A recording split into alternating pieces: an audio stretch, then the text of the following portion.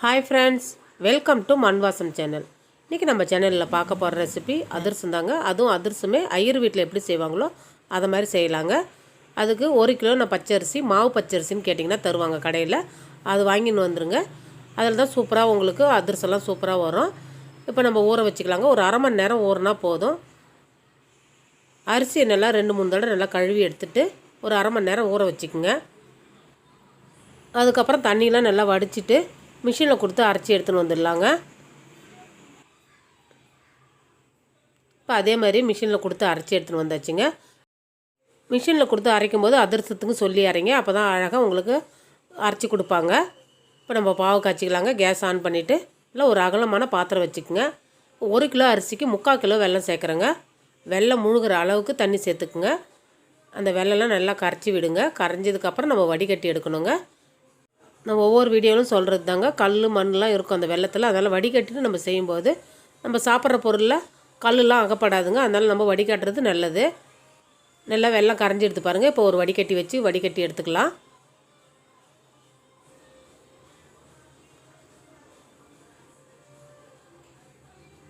அவ்வளோதாங்க, வடிகட்டியாச்சு. இப்போ நம்ம வடிகட்டினதை திருப்பி அந்த பாத்திரத்தை கழுவிட்டு அந்த தண்ணியை சேர்த்துக்குங்க.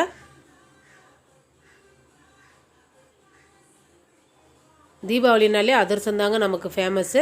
அதிரசம் இல்லாமல் தீபாவளி இருக்காது. அதனால் கண்டிப்பாக இந்த அதிரசத்தை செஞ்சு பாருங்கள். சுவை சூப்பராக இருக்கும். அதிரசம் நிறைய பேர் செய்வாங்க. இது டிஃப்ரெண்ட்டான முறையில் நம்ம செய்கிறதுனால நீங்கள் செஞ்சுட்டு எனக்கு கமெண்ட் பாக்ஸில் சொல்லுங்கள் எப்படி இருந்துன்னு சொல்லிவிட்டு. இப்போ பாவு பாதம் செக் பண்ணிக்கலாங்க. ஒரு கிண்ணத்தில் தண்ணி வச்சுக்கோங்க.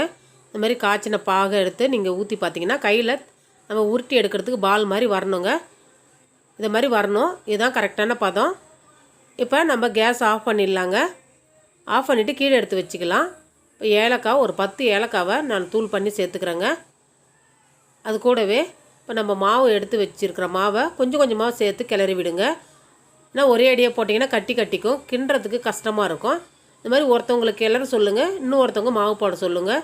ஈஸியாக நம்ம கிளறி எடுத்துக்கலாங்க. அதிரசம் செய்கிறது ரொம்ப ஈஸிங்க. பாவு கரெக்டான பதத்தில் எடுத்துட்டிங்கனாலே உங்களுக்கு அதிரசம் சூப்பராக வந்துடும். அந்த அரிசி மாவு அந்த வெள்ளை பாவு கூட நல்லா கலந்து விடுங்க. ஒரு இடத்துல கூட வெள்ளையாக மாவு இருக்கக்கூடாது. நல்லா கலந்து விட்டுருங்க. அவ்வளோதாங்க. இப்போ 1 டேபிள் ஸ்பூன் அளவுக்கு நெய் விட்டுக்கிறேங்க. நம்ம ஐயர் வீட்டிலலாம் செய்யும்போது கண்டிப்பாக நெய் சேர்த்து தான் அதை செய்வாங்க. அதுதான் இதனுடைய சீக்ரெட்டு. நீங்கள் செஞ்சு பாருங்கள். நெய் சேர்த்து சூப்பராக இருக்கும். கண்டிப்பாக 1 கிலோ அரிசிக்கு 1 டேபிள் ஸ்பூன் அளவுக்கு நீங்கள் நெய் விட்டிங்கன்னா சூப்பராக இருக்கும். மேலே பார்த்தீங்கன்னா ஒரு 2 டேபிள் ஸ்பூன் அளவுக்கு நல்லெண்ணெய் விடுறேங்க. எண்ணெய் சேர்த்து வைக்கும்போது மேலே இருக்கிற மாவு காயாது. அதுவும் இல்லாமல் இந்த மழை காலத்தில் வெளியில் வச்சுருந்தா கூட கெட்டு போகாதுங்க. பூரணம்லாம் பூக்காது. அழகாக அப்படியே இருக்கும். இந்த மூடி போட்டு மறுநாள் நீங்கள் செஞ்சு பாருங்கள். அதிரசம் சூப்பராக இருக்கும். இப்போ இலவாதாங்க இருக்கும் மாவு. மறுநாள் பார்த்திங்கன்னா உங்களுக்கு மாவு கரெக்டான பதத்துக்கு நம்ம தட்டுற பதத்துக்கு வந்திருக்கும்.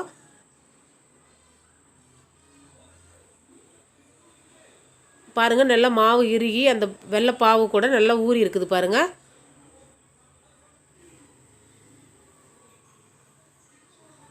இப்போ கொஞ்சமாக எடுத்து நம்ம தட்டி எடுத்துக்கலாங்க. பாருங்கள், தட்டுற பதத்துக்கு கரெக்டாக இருக்குது.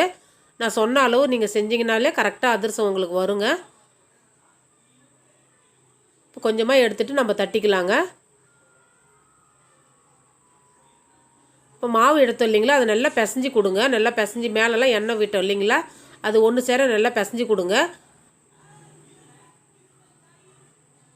இந்த மாதிரி ஒரு சின்ன சின்ன உருண்டையாக எடுத்து நம்ம அதிரசம் தட்டிக்க வேண்டியது தாங்க. இப்போ நான் வாழை இலை எடுத்துருக்குறேன். வாழை இலையில் நான் லைட்டாக எண்ணெய் தடவிட்டு இப்போ தட்ட போகிறேங்க. நீங்கள் பாலித்தீன் கவரில் கூட தட்டிக்கலாங்க. உங்களுக்கு எது சௌகரியப்படுதோ அது மாதிரி நீங்கள் வச்சு தட்டி எடுத்துக்கோங்க. அதிரசம் தட்டும்போது ரொம்ப மெலிசாகவும் தட்டக்கூடாதுங்க, ரொம்ப கனமாகவும் தட்டக்கூடாது.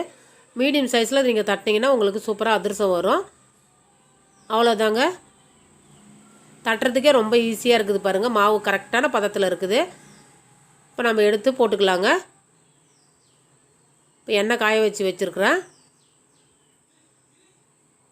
வாழை இலை தட்டும்போது எடுக்கும்போது ரொம்ப ஈஸியாக இருக்குங்க. நம்ம போட்டது நல்லா எழும்பி உங்களுக்கு பூரி மாதிரி நல்லா உப்பி வந்ததுன்னா சூப்பரான பதத்தில் நீங்கள் மாவு கிண்டிருக்கிறீங்கன்னு அர்த்தம். ஃபஸ்ட்டு 1 போட்டு பாருங்கள். நல்லா எழும்பி வந்ததுக்கப்புறம் நீங்கள் 2-3 கூட போடலாங்க. ஆனால் ஒன்றோட ஒன்று ஒட்டாத அளவுக்கு நீங்கள் எடுக்கணும். நல்லா ஒரு பக்கம் செவந்ததும் மறுபக்கம் திருப்பி விடுங்க. நல்லா பூரி மாதிரி நல்லா உப்பி வருது பாருங்கள். சூப்பரான பதத்துக்கு மாவு கிண்டி இருந்தால் உங்களுக்கு இது மாதிரி பூரி மாதிரி உப்பி வரும். அவ்வளோதாங்க. 2 பக்கமும் நல்லா செவந்ததும் எடுத்துக்கலாங்க. அதே மாதிரி அதிர்ச்சி சுடும்போது மீடியம் ஃப்ளேமில் வச்சுட்டு அதிர்ச்சி சுடுங்க. ஹை ஃப்ளேமில் வச்சிங்கன்னா மேலே தீயும் உள்ளே வந்து வேகாதுங்க. இப்போ வெந்துடுதுங்க. அதிர்சத்தை நம்ம அழுத்தி எடுக்கிறதுக்கோசம் எண்ணெய் வடிக்கிறதுக்கோசம் இப்போ நான் தோசைக்கல்லில் வச்சு அழுத்துறேங்க. ஒரு கிண்ணம் இது மாதிரி ஃப்ளாட்டாக இருக்கிற கிண்ணத்தை வச்சு அழுத்தி எடுங்க. இது மாதிரி அழுத்தும் போது அந்த அதிர்சத்தில் எக்ஸ்ட்ரா இருக்கிற எண்ணெய் வந்துடுங்க. இதை அழுத்திட்டு அந்த தோசைக்கல்லில் ஓரமாக எடுத்து வச்சிங்கன்னா எண்ணெய் வடிஞ்சு அந்த இடத்துல வந்துடும். மீதி இருக்கிற மாவையும் இதே மாதிரி செஞ்சு நீங்கள் அதிர்ச்சி சுட்டு எடுத்துக்கோங்க.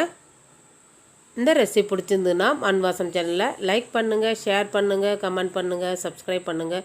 பக்கத்தில் இருக்கிற பெல் ஐக்கானை கிளிக் பண்ணுங்கள். தேங்க்யூ.